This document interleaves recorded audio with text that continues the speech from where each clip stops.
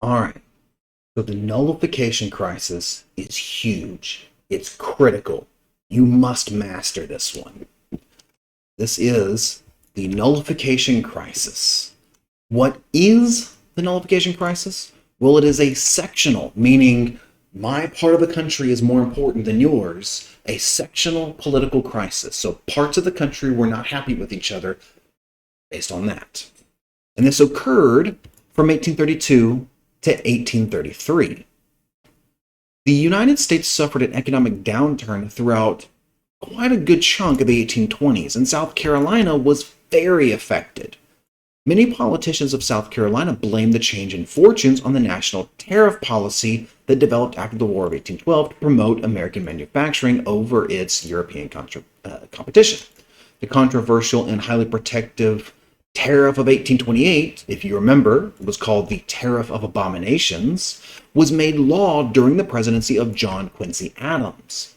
The tariff was strongly opposed in the South since it was seen to put an unfair tax burden on the South that imported most of its manufactured goods, and this was very, very true of South Carolina.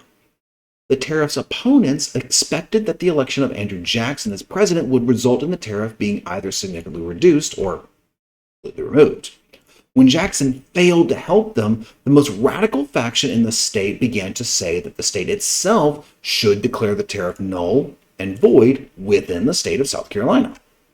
In Washington, D.C., an open and public split on the issue occurred between Andrew Jackson and Vice President John C. Calhoun, who himself was a native South Carolinian and the most effective proponent of the theory of state nullification, which was the legal theory that if a state believed that a federal law was unconstitutional, it could simply declare that law powerless within that state. On July 14, 1832, Jackson signed the Tariff of 1832. This compromise tariff received the support of most Northerners and about half of the Southerners in Congress. The reductions were not enough, however, for South Carolina, and on November 24, 1832, South Carolina adopted the Ordinance of Nullification, a law which declared that the tariffs of both 1828 and 1832 were unenforceable in South Carolina after February 1st, 1833. South Carolina began military preparations to resist anticipated federal enforcement.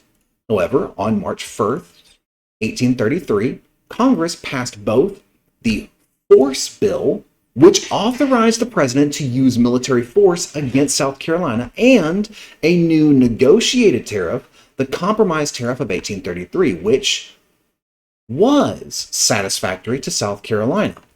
South Carolina repealed its nullification ordinance on March 15th. They started to stand down, they backed off. But later, they nullified the Force Bill as a symbolic gesture, just to maintain its principles.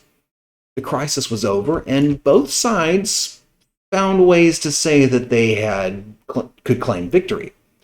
The tariff rates were reduced and stayed low to the satisfaction of the South, but nullification remained controversial. This states' rights issue would intensify in the decades after, and culminates in the American Civil War. From the South's point of view, this is one of the most major reasons why the Civil War happened. So, this graph on the right, I'm going to read it very quickly. It's an image, so I cannot highlight, but this is a timeline of what happened. Number one, the idea of nullification was created by James Madison and Thomas Jefferson in the Virginia and Kentucky Resolutions in response to the Alien and Sedition Acts. Number two, passage of the 1828 Tariff of Abominations. Number three, South Carolina threatens to nullify the tariff. Andrew Jackson threatens them with military force, the Force Bill. Number four, resignation of Vice President John C. Calhoun from South Carolina. He straight up quit over this. He quit being the vice president over this. And he was a very popular Southern politician. Number five, the United States Congress passes the Force Bill, which was a law allowing military force against South Carolina. Number six, South Carolina stops threatening nullification once the Compromise Tariff of 1833 is passed. Seven, Feelings of sectionalism grow as South Carolina and other southern states that agreed with them feel economically attacked by the northern states' Tariff of Abominations, leading, eventually, to the American Civil War. I hope you're learning, and I hope you're having fun.